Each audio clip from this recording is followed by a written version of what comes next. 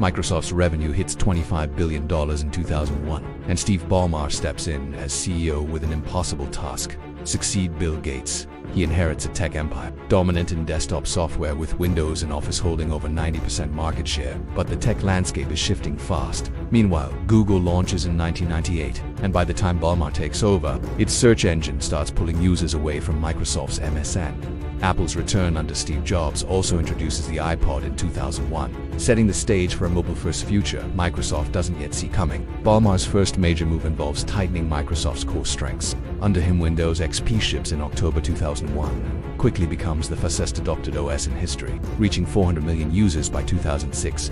This looks like a win, but it breeds complacency. Internally, Microsoft grows bloated. By 2004, it has over 57,000 employees, many siloed across competing divisions. Ballmer maintains a famously aggressive management style, competitive reviews, stack rankings, and shouting in meetings. Morale drops, and innovation slows. Meanwhile, in the gaming market, Microsoft launches Xbox in 2001, while it sells just 24 million units compared to Sony's 155 million PlayStation 2 South. The console lays groundwork for the Xbox 360 in 2005. That device outperforms expectations, hitting 84 million units sold, finally giving Microsoft credibility beyond the desktop. But cracks start to show elsewhere. In 2007, Apple launches the iPhone. Ballmer laughs during an interview, saying there's no chance that the iPhone is going to get any significant market share. At the time, Microsoft controls over 40% of the mobile OS market with Windows Mobile. Within 5 years, that number crashes to below 5%. As iOS and Android dominate, the failure to adapt becomes more visible with Windows Vista. Released in 2007 after multiple delays, Vista receives poor reviews for performance and compatibility. Businesses refuse to upgrade, and adoption stalls at just 19%, forcing Microsoft to release Windows 7 2 years later to recover trust. Still, Microsoft's financials stay strong. In 2011, annual revenue hits $70 billion, and profits remain stable. Ballmer's focus on enterprise keeps money flowing, especially through Office and Windows licensing. But investors and analysts start noticing a trend. Microsoft is making money, but it's not shaping the future. While Facebook, Amazon, Apple, and Google redefine tech through cloud computing, mobile, and social media, Microsoft misses major opportunities.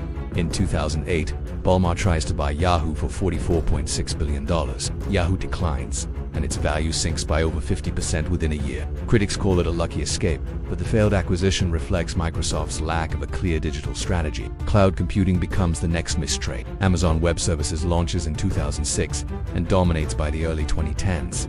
Microsoft's Azure platform only gains traction later, long after Amazon captures market share. Under Ballmer, Azure launches quietly in 2010 with little promotion. While it will become critical under Satya Nadella, Ballmer doesn't position it as a core focus. In 2012, Microsoft makes one of its boldest and most criticized moves, acquiring Nokia's mobile division for $7.2 billion. The goal is to control hardware and software like Apple, but Nokia's relevance is fading, and Windows Phone remains stuck under 3% global market share. The acquisition fails, leading to a $7.6 billion write-off and over 18,000 job cuts.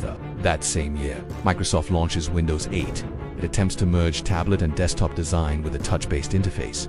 Users hate it. The start button disappears, confusing loyal customers. Enterprise clients delay upgrades. By 2014, only 14% of global PCs run Windows 8, compared to over 50% still using Windows 7. Despite missteps, Ballmer isn't without wins.